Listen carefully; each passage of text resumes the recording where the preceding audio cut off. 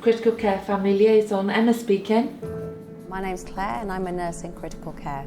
We're trying to address the problem that we identified in other hospitals. How do we replicate what we would normally do but in a different way?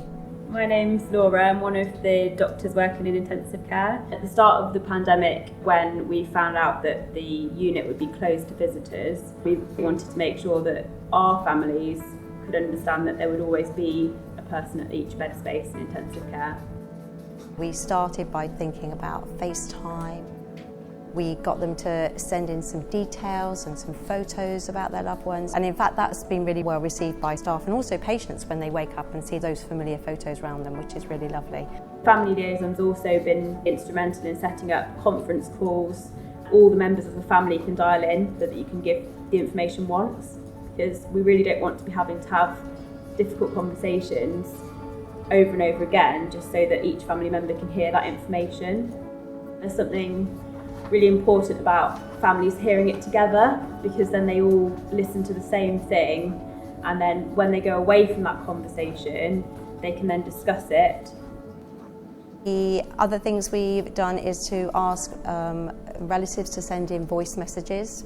We've got voice messages coming in from partners and children, and then it's quite emotional for being on the family liaison team, because we hear the messages that come through, and when you have messages being sent in by children, the parents on the unit, it's quite hard to listen to. The beauty is that they can be sent to the bed space and they can be played again and again to them. In the same way, we've asked them to put together a Spotify list of music so they can have some bespoke music at their bed space.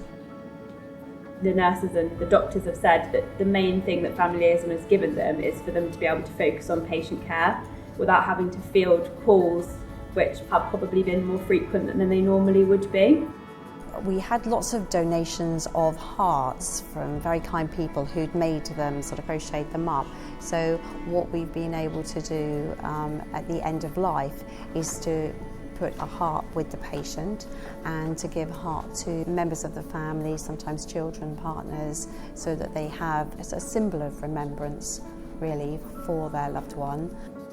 Latterly we've been able to organise visits, so into the lovely car park for patients, especially when they're getting better, to be able to see their relatives has been really important, and Family Liaison have been sort of instrumental in being able to organise that.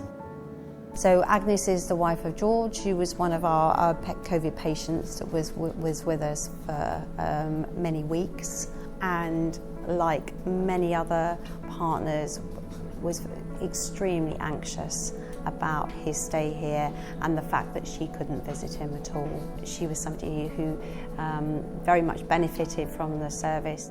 I think Family Liaison is the best project I've ever been involved with in terms of seeing actual improvement and seeing an actual difference being made to patients and their families. Being part of this team has been incredible really, because as I said, I think we've really made a difference to people.